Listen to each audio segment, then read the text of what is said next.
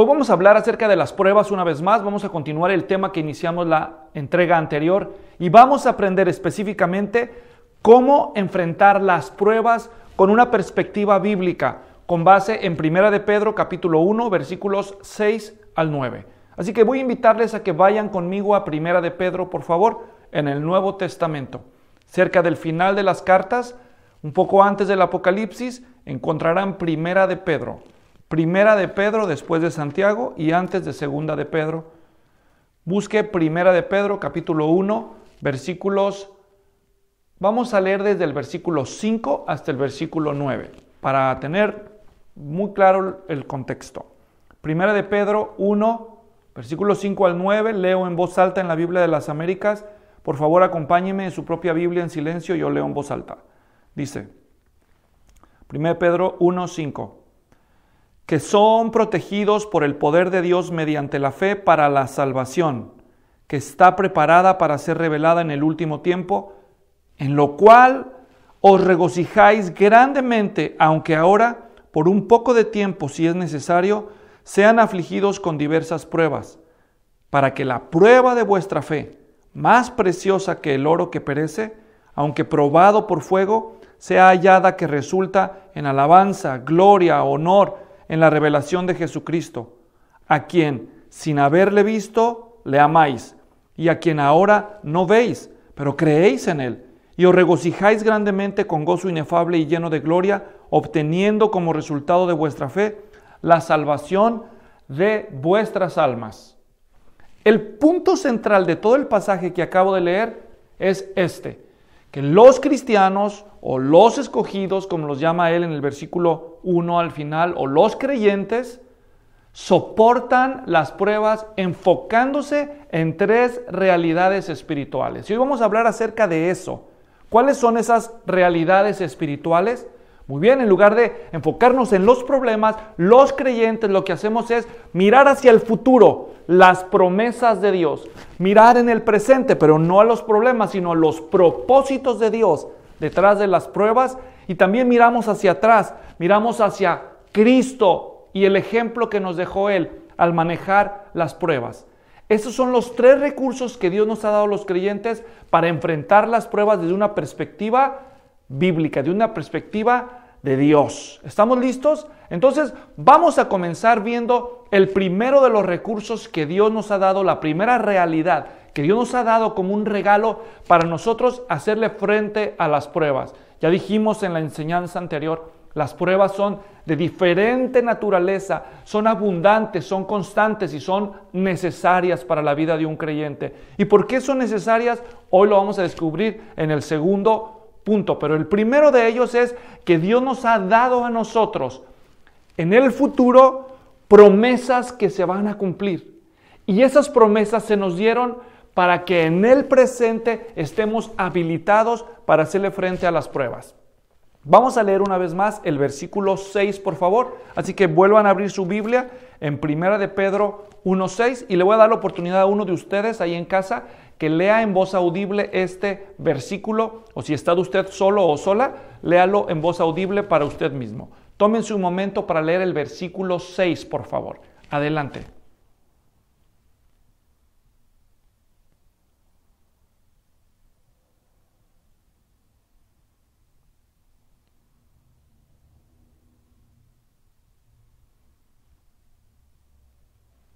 Gracias.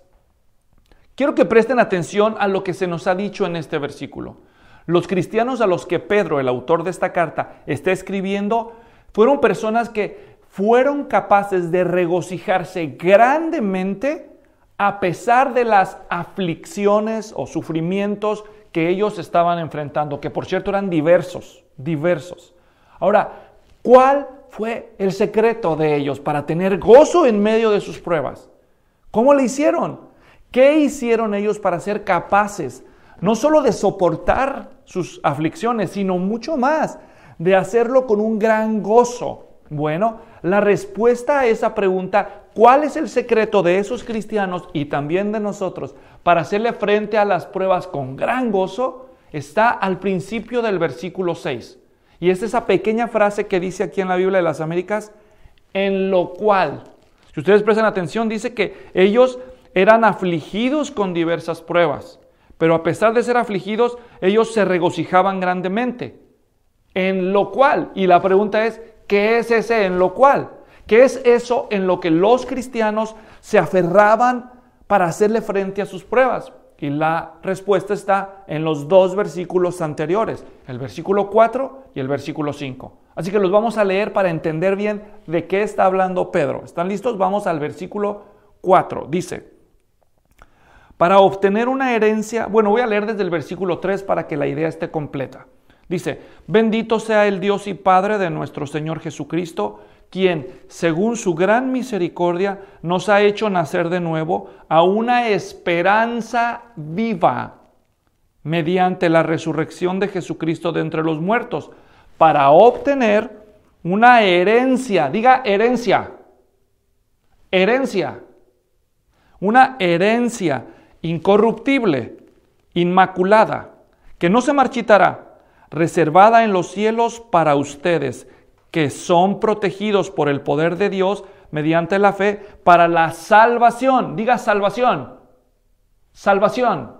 Muy bien. Herencia, versículo 4. Salvación, versículo 5. ¿Observan eso? Esa es la esperanza del cristiano. Termino de leer el 5. Para la salvación que está preparada para ser revelada en el último tiempo. Entonces, versículo 6. En lo cual, ese en lo cual del versículo 6 se refiere básicamente a dos cosas que Dios ha prometido para todos sus hijos que han nacido de nuevo en el futuro. ¿Y cuáles son esas dos cosas? Ya se mencionaron en el versículo 4, la herencia espiritual que Dios tiene para nosotros, y en el versículo 5, la salvación. La herencia y la salvación no son lo mismo, pero sí son promesas de Dios para sus hijos en medio de sus pruebas. En esas dos cosas, en la herencia y en la salvación, los creyentes se regocijan grandemente, de modo que pueden manejar las aflicciones diversas que enfrentan en el tiempo presente. Así que el primer recurso, la primera realidad que Dios ha dispuesto para ti, como hijo de Dios, para que puedas hacerle frente a tus pruebas, por difíciles que sean, es esa promesa futura de que Dios tiene para ti herencia y salvación. Como ya dije, la herencia y la salvación no es lo mismo. Cuando la Biblia nos habla de la herencia que Dios tiene para sus hijos, nos está hablando de algo que Dios ha dispuesto darnos en el futuro. Y si ustedes prestaron atención en el versículo 4, se nos describe que la herencia, lo que Dios va a darnos en el futuro, cuenta con 4 cualidades que yo ya las expliqué con detalle hace varias enseñanzas, pero solo para recordar la herencia que Dios ha dispuesto para nosotros. En primer lugar dice el versículo 4 que es una herencia incorruptible. ¿Qué significa eso? Es una herencia que no perderá su calidad a lo largo del tiempo.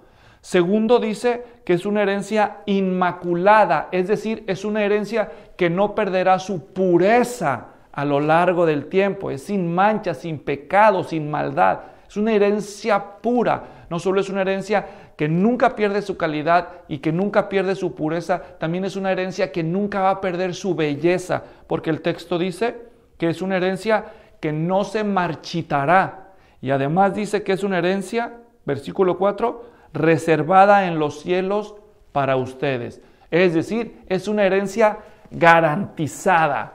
Vaya herencia que nos espera allá con Él. Una herencia incorruptible, una herencia pura, bella, garantizada, que nunca se va a desvanecer. No solo Dios ha dispuesto cosas que tendremos, pero no solo Dios nos dará esa herencia, sino que también Dios nos dará la salvación. Entonces, Dios nos va a dar una gran salvación.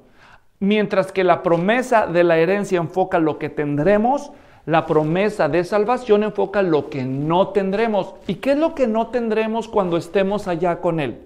¿De qué se trata la salvación? Bueno, la salvación nos habla de que no tendremos condenación. Ninguna condenación hay para los que están en Cristo Jesús. Que ya no tendremos enemigos con los cuales estar lidiando una vez que estemos allá. con la plena salvación. Ya no tendremos enfermedades, ya no tendremos dolencias, ya no tendremos dolor de ningún tipo, no tendremos tentaciones, no tendremos ya pecados. Eso es la salvación, lo que no tendremos, mientras que la herencia es lo que tendremos de Dios. ¿No te alienta saber eso? ¿No te alienta? Claro que sí. Los problemas que vivimos en el tiempo presente no son comparables con la gloria venidera que en nosotros ha de manifestarse, dice la Escritura en otro lugar en Romanos 8. Por lo tanto, es la gloria de esa herencia y la liberación de esa gran salvación lo que nos sostiene en medio de las pruebas presentes. No nos desanimamos, no desmayamos en medio de las pruebas. Al contrario, anhelamos con mucha ansia la hora de llegar a disfrutar de aquella herencia y de esa salvación. Pero soportamos con paciencia hasta que Dios disponga el tiempo que nos toque llegar allá. ¿Sabes? En México, de donde yo soy, donde yo nací, hay un refrán en algunos pueblos que suena un poco feo, pero encierra una gran verdad. El refrán dice así más o menos, dice que la carga es la que hace andar al burro. No sé si alguna vez tuviste un burro que lleva una carga, pero le ponen una carga grande y pesada a esos pobres burritos. Los burros, si tú tratas de moverlos, si tú tratas de empujarlos o jalarlos, mientras no llevan carga encima, no se mueven, no caminan, son muy necios, son muy tercos. Hasta hay refranes que dicen más terco que una mula. Pero cuando el burro recibe una carga muy pesada, no hombre, empieza a caminar pero rapidito. ¿Por qué? Porque la carga hace andar al burro, significa que con tal de quitarse el peso del encima del burrito, ya lo que quiere es llegar a su destino. Ahora, no se ofendan, por favor, nosotros no somos burros, pero sí tenemos cargas. Y las pruebas que Dios permite sobre nosotros, son la manera en que Dios nos mantiene claro en la conciencia que nosotros no somos de este mundo, que nuestra ciudadanía está en los cielos. Y por eso, a pesar de tantas pruebas, esa es la forma en que Dios despierta en nosotros un anhelo por la salvación futura. Entonces, ¿te alegras tú de las promesas de herencia y salvación que Dios ha dispuesto para ti? ¿O te aferras más en lo temporal? Por eso sufres de más en las pruebas tal vez, porque te aferras a no perder cosas materiales, a no dejar perder relaciones que no van a fructificar. Pero si tú aceptas con abnegación que hay una promesa futura de herencia donde no vas a perder tus posesiones y una promesa futura de salvación donde no te vas a perder tú ni vas a lidiar más con el sufrimiento, entonces habrás de anhelar mucho más aquello y podrás soportar las pruebas presentes. Entonces, cuando vengan las pruebas, o si ya estás en medio de las pruebas tú, en primer lugar, enfócate. Recuerda, la clave es enfocar. ¿Dónde pones tu atención? ¿Dónde miras con los ojos de la fe? Enfócate en primer lugar hacia el futuro, en las promesas de Dios para ti, la promesa de herencia y la promesa de salvación. En segundo lugar, el segundo recurso que Dios nos ha dado para hacerle frente a las pruebas no es un recurso futuro como sus promesas, es un recurso presente. Y es que cuando vengan las pruebas, en lugar de enfocarte en los problemas, te debes enfocar en los propósitos de Dios en medio de las pruebas. Así que en segundo lugar, Dios nos ha dado no solamente promesas futuras, sino propósitos presentes. Dios tiene el propósito de trabajar en tu fe. Dios está metido con tu fe y Él quiere lograr 3 propósitos importantes en tu fe a la luz del versículo 7. Para lo cual le voy a dar la oportunidad a otro de la familia que lea el versículo 7. Vamos una vez más. Primera de Pedro 1:7. Vamos a descubrir en Primera de Pedro 1:7 cuáles son los propósitos presentes que Dios está obteniendo al poner a prueba nuestra fe. ¿Listos? Versículo 7. Por favor, tomen la palabra, léalo en voz alta, alguno de ustedes en voz audible para sí mismos. Adelante.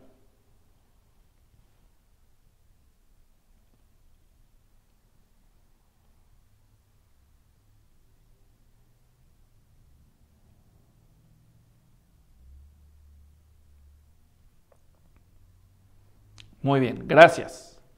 A la luz de este versículo que acabamos de leer, nosotros encontramos 3 propósitos que Dios está obrando en la vida de sus hijos por medio de las pruebas.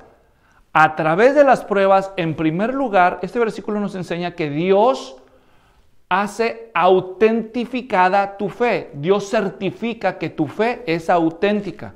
En segundo lugar, por medio de las pruebas, de este versículo nos enseña que Dios revela el gran valor de tu fe. Y en tercer lugar, por medio de las pruebas, a la luz de este versículo, aprendemos que Dios te da oportunidades de acumular recompensas eternas. Vamos a ver cada uno de estos propósitos con detalle, con base en el texto. En primer lugar, un propósito que Dios está obrando en la vida de cada uno de nosotros por medio de las pruebas es el propósito de certificar la autenticidad de tu fe. Observaron que en el versículo se menciona una palabra aparentemente repetitiva y es la palabra prueba. Quiero que observen cuántas veces se menciona en el versículo 7. Dice, para que la prueba de vuestra fe, más preciosa que el oro que perece, aunque probado por fuego, sea hallada que resulta en alabanza, gloria, honor en la revelación de Jesucristo. Quiero que sepan ustedes que la palabra prueba, que se usa 2 veces en el versículo 7, es diferente en el idioma original que la palabra prueba que se usó en el versículo 6. En el versículo 6 dice que sean afligidos con diversas pruebas, en griego peirasmoi. Peirasmos es prueba o tentación, versículo 6. Pero la palabra que se usa en el versículo 7 para que la prueba no es peirasmos, es la palabra griega dokimion. Y después cuando dice, aunque probado, es el verbo dokimazo. Dokimion y dokimazo tienen la misma raíz en griego. Y se refieren simplemente a probar algo después que ha sido puesto a prueba. Dicho en otra manera, es certificar la calidad de algo. Por eso dije que el primer propósito que Dios tiene para nosotros en medio de las pruebas es hacer evidente que la fe que nosotros tenemos en Él es una fe auténtica, que no es una fe falsa. Es decir, las pruebas que Dios permite en nuestras vidas son el examen perfecto en sus manos para evidenciar quién es un auténtico creyente y quién no lo es. En este momento de la historia estamos viviendo una experiencia donde los test, las pruebas se usan mucho. Hay una pandemia que satura la humanidad, todos los países del mundo. Y una forma en saber si la persona tiene o no tiene la enfermedad es haciéndole un test o una prueba. Bueno, para saber si una persona tiene una auténtica fe salvadora, el test que Dios usa es las pruebas. No nos gusta el test. No nos gusta el examen, así como no me gusta a mí ir al laboratorio que me saquen sangre, me pinchen, me piquen con una aguja y hagan prueba a mi sangre para saber si estoy sano. Tampoco me gusta cuando Dios permite problemas en mi vida. Pero esa es la prueba que va a sacar a la luz que nuestra fe es una auténtica fe genuina según la Biblia. Cuando yo era joven, tenía muchos familiares que trabajaban en la construcción allá en México. Y para poder hacer una mejor construcción, ellos tenían que separar la arena fina de las rocas y la basura que se revolvía con ella. Entonces usaban una herramienta que se llamaba cernidor. Un cernidor era un marco de madera y en medio había una malla de metal. Y entonces ponían la arena encima del cernidor y después lo sacudían con vigor para todos lados, de modo que la basura y las rocas grandes se quedaban encima, pero la arena fina pasaba por medio de los espacios de la malla metálica y quedaba limpiecita debajo y ya se podía trabajar con esa arena. ¿Sabes? Las pruebas son el cernidor en las manos de Dios. Por medio de las pruebas es que Dios separa a los falsos cristianos de los verdaderos hijos de Dios. En medio de las pruebas, los hijos de Dios soportan y pasan por el cernidor de Dios. Pero los que no son auténticos hijos de Dios, las pruebas y los problemas son la excusa perfecta para quedarse en el camino, para dejar de seguir adelante. Por lo que entonces podemos concluir que por medio de las pruebas, en primer lugar, Dios logra el propósito de certificar nuestra fe, pero también logra un segundo propósito. ¿Cuál es el segundo propósito? Es el de enseñarnos el gran valor que tiene nuestra fe. No solamente tenemos una fe auténtica según Dios, pero también tenemos una fe valiosa. Observen cómo lo dice el texto una vez más del versículo 7. Dice, para que la prueba de vuestra fe, más preciosa que el oro que perece, aunque probado por fuego. Como pueden ver, aquí se está contrastando la fe con el oro. El oro ha sido el metal más valioso desde los tiempos bíblicos. Más de 380 veces se menciona el oro en la Biblia. Y es, sin lugar a dudas, un metal muy valioso hasta el día de hoy. Me temo, a la luz de la realidad, que muchos cristianos estarían dispuestos a dar más valor al oro, a un lingote de oro, que a su fe. Pero ¿sabes qué es lo que Dios dice en este versículo? Él dice que la fe vale mucho más que el oro. ¿Por qué? ¿Por qué la fe de un cristiano, la auténtica fe cristiana en nuestro Señor Jesucristo, vale más que el oro tan valioso? Cuando menos hay 5 razones por las cuales la fe del cristiano es más valiosa que el oro. Número 1, la fe está al alcance de todos, el oro no.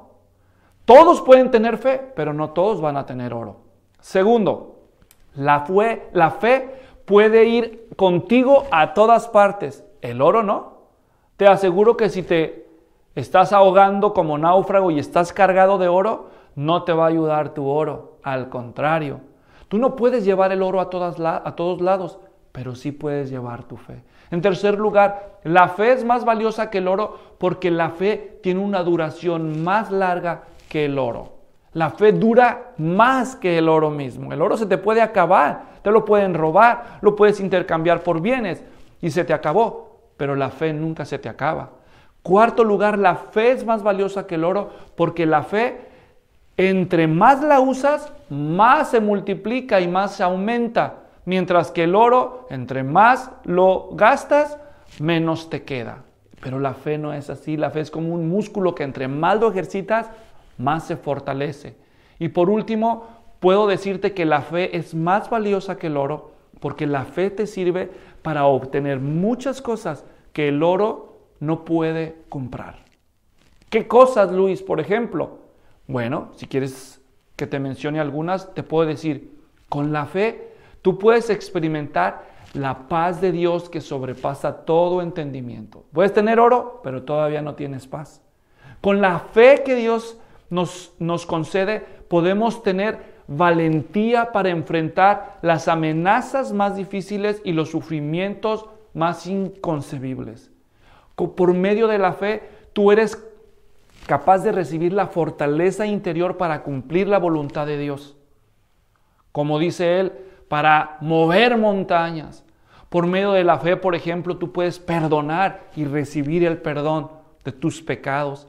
Por medio de la fe, tú puedes ir a todo el mundo y predicar el evangelio, como Cristo nos ha mandado. Y eso por la fe. Y también puedes hacer discípulos y establecer iglesias por la fe en nuestro Señor Jesucristo. Aunque no tengas oro, por medio de la fe, tú eres capaz de vencer a tus enemigos espirituales y por medio de la fe, tú eres capaz de ver milagros suceder.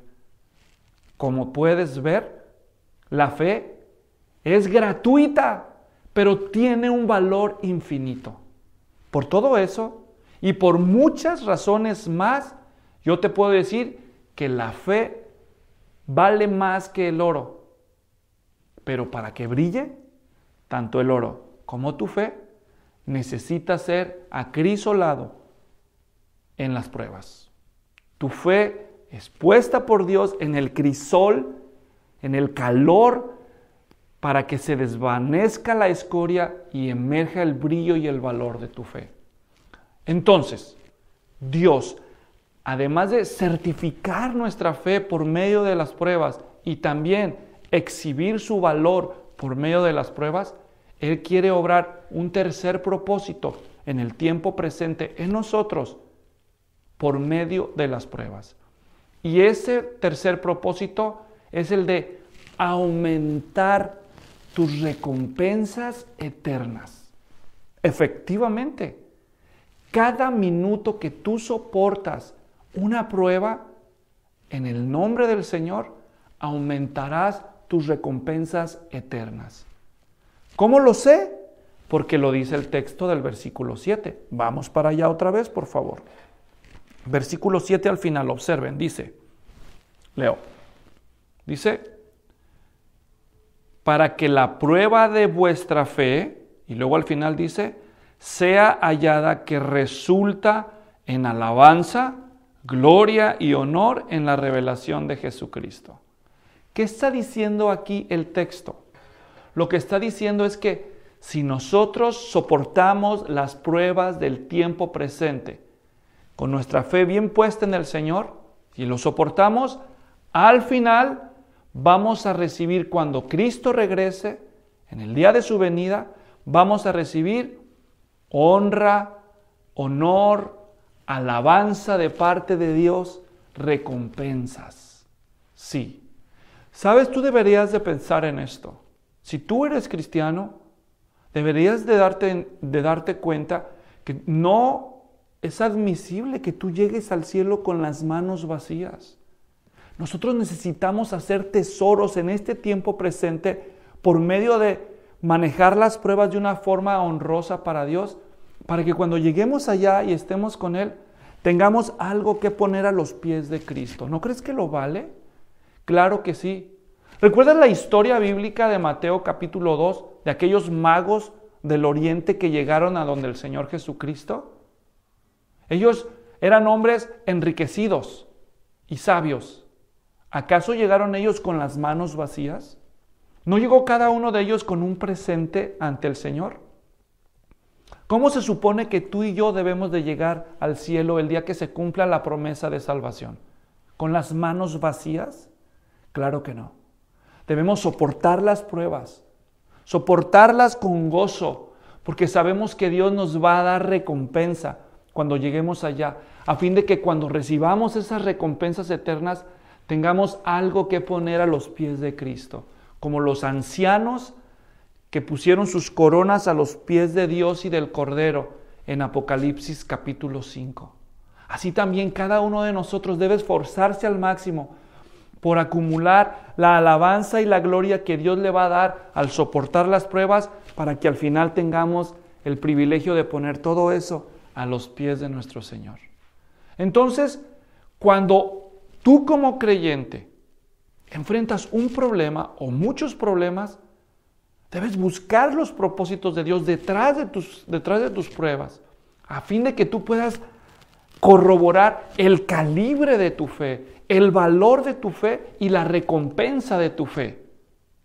Mientras los incrédulos enfrentan los problemas, ellos buscan a Dios para acusarlo, para exigirle cuentas, para reprocharle y hasta condenarlo.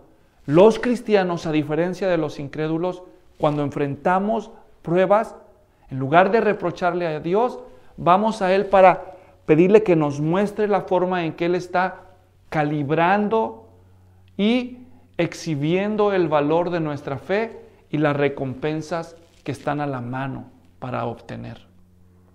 ¿Cuál es tu actitud? Permíteme preguntarte, en medio de las pruebas que estás viviendo. ¿Acusas a Dios o buscas sus propósitos? Como creyente, al enfrentar las pruebas, debes enfocarte en las promesas futuras de herencia y salvación. También debes enfocarte en los propósitos presentes que Dios usa para pulir tu fe. Pero también, en tercer lugar, debes enfocarte hacia el pasado, hacia la persona de Cristo. ¿De qué me puede servir?, preguntarás, Luis, ver a Cristo en medio de mis pruebas. Te puede servir al menos de dos maneras. Cuando tú estás enfrentando pruebas en tiempo presente y tú volteas atrás, lees la Escritura y ves cómo Cristo respondió ante sus propias pruebas, entonces tú vas a conseguir enseñanza para manejar tus propias pruebas y también vas a conseguir el poder necesario para lidiar con ellas. Porque el ejemplo de Cristo nos enseña y nos empodera. Vamos a ver cómo lo dice Pedro en el capítulo 2. Demos la vuelta a la página, por favor. Primera de Pedro, capítulo 2, versículo 21. En primer lugar, ver hacia atrás, ver a Cristo en medio de nuestras pruebas, nos enseña cómo manejarlas. Observen, Primera de Pedro, capítulo 2, versículo 21. Voy a leer en voz alta, ustedes en silencio me siguen. Porque para este propósito habéis sido llamados, pues también Cristo sufrió por ustedes, dejándonos ejemplo para que sigáis sus pisadas. ¿Observan lo que dice aquí?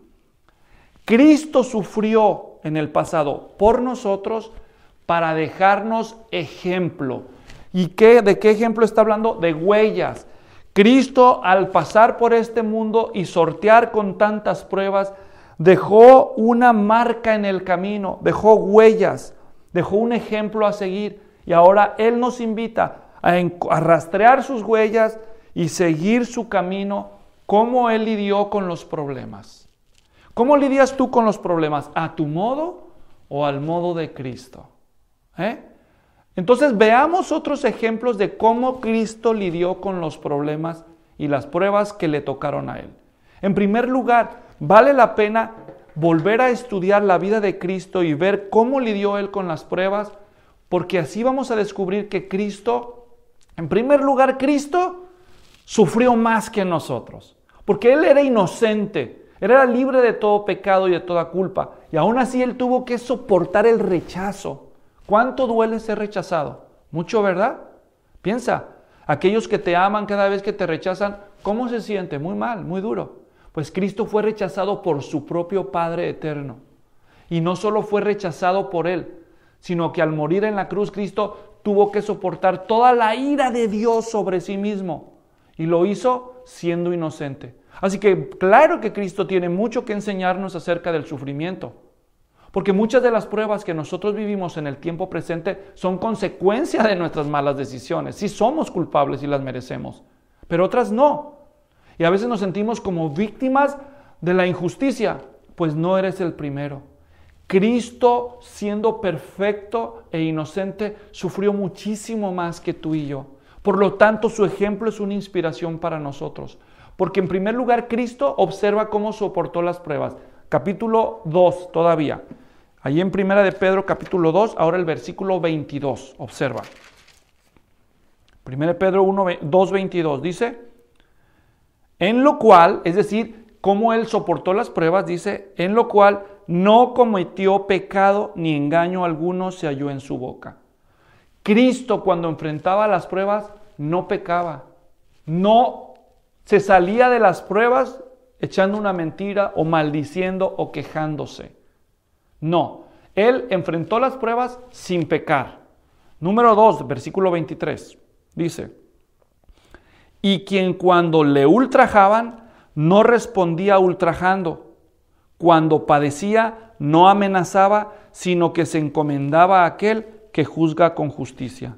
Cristo no dejó salir vulgaridades y quejas e insultos cuando era víctima de malos tratos en medio de sus pruebas. Él, al contrario, tampoco amenazó prometiendo vengarse. Él lo que hizo es que Él encomendó a Dios sus problemas y sus pruebas. Él glorificó a Dios en medio de sus pruebas. No pecó, sino que usó sus pruebas para glorificar a Dios.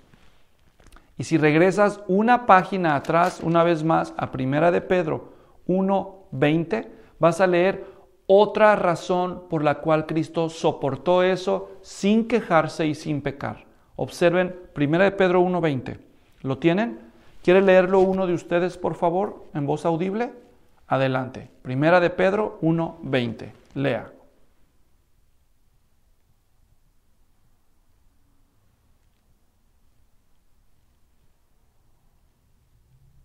Gracias. ¿Prestó atención en la última frase del versículo? Dice que Cristo,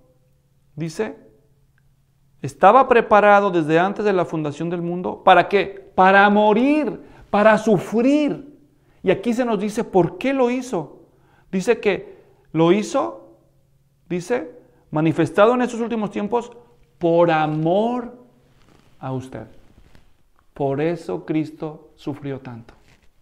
Así que cuando tú volteas atrás y ves a Cristo y su obra, te das cuenta que Él sufrió sin pecar, sin maldecir, sin prometer venganza, sino que sufrió glorificando a Dios, encomendando la causa a Dios, y todo eso lo hizo por la gloria de su Padre, pero también lo hizo por amor a nosotros. ¿No provoca eso en ti un sentimiento?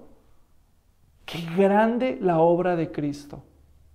Entonces, enfocarnos en la persona de Cristo en medio de nuestras pruebas nos da ejemplo e instrucción de cómo debemos también nosotros responder en medio de las pruebas para la gloria de Dios.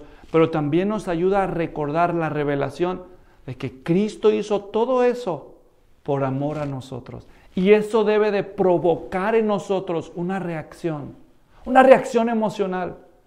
¿Cómo te sientes tú cuando alguien te ama? Cuando alguien ha hecho un grandioso sacrificio por salvar tu vida. ¿Cómo te sentirías? ¿Cómo te sientes tú cuando alguien da las demostraciones más infinitas y sublimes de amor por tu persona? Eso es lo que Jesús hizo por ti. Y se supone que eso debería de provocar en ti una reacción, una emoción intensa. Y esas emociones que provocan en los creyentes el recordar lo que Cristo ha hecho por nosotros y cómo manejó el sufrimiento, es lo que vemos en el versículo 8 de Primera de Pedro. Observen una vez más Primera de Pedro 1, versículo 8. Observen lo que leemos ahí. Dice, en quien, en Jesucristo, sin haberle visto, le amáis. Claro, cuando vemos el infinito amor de Cristo por nosotros que lo llevó a soportar semejantes pruebas, produce amor en nosotros los escogidos. Y no solo amor, dice el versículo 8, dice, y a quien ahora no veis, pero creéis en Él, y os regocijáis grandemente con gozo inefable y lleno de gloria. Hay un gozo, una alegría celestial que viene en nosotros de parte de Dios, que es una reacción poderosa en respuesta al sacrificio y al amor de Cristo por nosotros. Estas dos emociones, amor por Cristo y gozo por Cristo y por lo que Él hizo por nosotros y cómo Él enfrentó el sufrimiento, son emociones muy poderosas, muy potentes, que tienen la capacidad de generar un contrapeso en las grandes pruebas que podemos enfrentar. El amor y el gozo que la obra de Cristo provoca en los creyentes es el contrapeso que necesitamos para soportar con balance las grandes pruebas que nos afligen en la vida cristiana. Contempla entonces la vida admirable de nuestro Señor Jesucristo. ¿Y dónde la vas a contemplar? En el espejo de la Escritura. En la revelación de las Sagradas Escrituras se nos dice y recuerda una y otra vez la gloria de Cristo, de su sacrificio y de cómo lidió Él con los problemas. Hasta que tú te expongas a la Escritura y veas al Cristo verdadero, entonces tu corazón será embargado de devoción por la gloria de Dios Padre y de amor por la persona de Cristo, hasta el punto que te desbordes en gozo y alegría de descubrir cuán grande es el amor de Cristo por tu persona. Así que enfocarnos en Cristo en medio de las pruebas nos enseña y nos empodera. Enfocarnos en Cristo en el pasado, enfocarnos en el presente, en los propósitos de Dios, a través de los cuales Él está purificando, perfeccionando y recompensando nuestra fe, y enfocarnos en las promesas futuras de Dios. Todo esto todo este enfoque bien colocado en el lugar correcto en Cristo, en los propósitos y en las promesas de Dios, es lo que nos va a dar la fuerza y la esperanza en medio de los problemas presentes. Esos son los 3 recursos que Dios nos da para enfrentar las pruebas, para alcanzar sus promesas, para participar de sus propósitos y para contemplar el ejemplo de Cristo. ¿Cuál será el resultado en tu vida de enfocarte no en los problemas, sino en las promesas, propósitos y en la persona de Cristo y de Dios? La respuesta está en el versículo 9. Observen el resultado de tener la perspectiva correcta en medio de las pruebas. Versículo 9. Primera de Pedro 1:9 dice: obteniendo como resultado de vuestra fe la salvación de vuestras almas. La palabra resultado que se menciona aquí, obteniendo como resultado, significa literalmente fin, la meta, el objetivo, la conclusión, la consumación. La meta final de nuestra fe va a ser la salvación que tanto esperamos. Sí, si nosotros permanecemos confiando en Cristo, a pesar de haberlo nunca visto con nuestros ojos físicos, pero por la fe, aferrados a Él en medio de las más grandes pruebas, va a ser la participación de esa maravillosa y esperada salvación. Aunque el cuerpo nuestro sea maltratado injustamente, aunque muramos por la causa de Cristo, nuestras vidas, nuestras almas finalmente experimentarán la maravillosa salvación prometida. Así que quiero terminar con este reto. Quiero desafiarte hoy a que te sacudas la mentalidad de víctima. Las víctimas no tienen ningún control sobre su vida, pero los vencedores toman lo que tienen y lo usan para luchar. Si tú estás en medio de grandes problemas, en lugar de vivir lamentándote por lo que te hicieron, es que me hicieron, me victimizaron, abusaron de mí, se aprovecharon. En lugar de tener esta mentalidad de víctima por lo que te han hecho, quiero animarte a que te enfoques en lo que Dios está haciendo y en lo que tú habrás de hacer en el poder de Cristo. Solo así vas a poder cobrar el ánimo y el gozo y podrás ocuparte de cualquier cosa que sí esté bajo tu control en medio de tus pruebas para poder mejorar tu situación presente con la fe bien firme y el poder de Dios. Sí, Dios no te ha llamado a vivir en este mundo con una mentalidad de víctima en medio de tus problemas. Dios te llama, por medio de sus promesas, propósitos y de la persona de Cristo, a vivir más que vencedor, aferrado a la verdad, disponiendo del poder y de las promesas y del ejemplo de Cristo, para que no vivas confundido solo mirando los problemas, sino mirando los propósitos de Dios. Pero tengo una palabra muy especial para algunos de ustedes, que aunque quizás son parte de la iglesia porque asisten o ven los servicios a través de la internet, ustedes todavía no son hijos de Dios. Todavía no se arrepienten de sus pecados y se sujetan a Cristo por la fe como el único Señor. ¿Sabes? Cristo no vino al mundo para hacerte un vencedor de tus problemas en esta vida nada más y permitir que seas un perdedor eterno. No. Nuestro Señor Jesucristo vino a este mundo para salvarte de tus pecados. ¿De qué te sirve ganar todo el mundo y perder tu alma? Cristo vino a este mundo para que tú puedas ser salvo de la condenación y de la muerte eterna. Aunque tengas que abrazar en esta vida muchas pruebas por causa de ser cristiano, la victoria depara para el final aquellos que se humillan voluntariamente, se arrepienten de su pecado y se convierten a nuestro Señor Jesucristo. Conviértete. Atiende mi consejo, te lo digo por experiencia. Humíllate ante Jesucristo para que te perdone, para que te salve por la fe y para que seas librado de vivir enojado en esta vida, de vivir deprimido, de vivir amargado, pero sobre todo de vivir eternamente perdido en el futuro. No tienes que vivir así. Puedes vivir con una nueva perspectiva, descubriendo los propósitos de Dios para tu vida, dependiendo de sus promesas y del poder y del ejemplo de nuestro Señor Jesucristo. Pero debes convertirte hoy. Y es mi oración que hoy no demores ni un solo día más sin arrepentirte y confiar en Jesucristo como tu único Señor. Oremos. Padre, te damos muchísimas gracias por este maravilloso libro, tu palabra, que está lleno de verdad y de esperanza para todos los que en ti confiamos. Oro por los hijos tuyos, por mis hermanos en la fe, que están desalentados, están confundidos en medio de sus pruebas. Oro para que este mensaje les traiga claridad y les traiga esperanza. Oro también por aquellos, Señor, que no se han arrepentido y no han sido salvos. Oro para que hoy escuches la oración de ellos.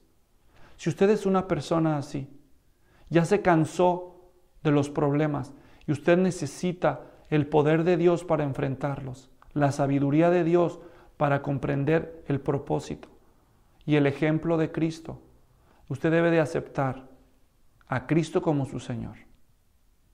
Usted debe de recibir a Cristo como su único Señor. Yo lo animo a que usted abra su corazón. Pídale perdón a Dios de sus pecados en este momento, con sus propias palabras ahí. Dígale, Dios, perdóname. Perdona mis pecados, me arrepiento, ayúdame. Señor, cámbiame de adentro para afuera. Yo acepto que Cristo es mi Señor, es mi amo, es mi dueño, es mi Rey. Renuncia a su religiosidad, renuncia a sus malas obras, pero también a sus buenas obras. Renuncia a toda confianza en lo que sea. Confía en Jesucristo. Dígale, Señor Jesús, yo te prefiero a ti. Te prefiero a ti que toda religión, que todo mérito mío. Yo te acepto, Cristo, como mi único Señor y Salvador. Padre de nuestro Señor Jesucristo, oro por esas personas. Oro para que tú les concedas auténticamente el don del arrepentimiento y la fe que salva. Te pido para que tú los bendigas y los guíes a un compañerismo cristiano adecuado donde puedan crecer espiritualmente. Te pido que bendigas a todos tus hijos que siguen tu palabra en el nombre de Jesús. Amén.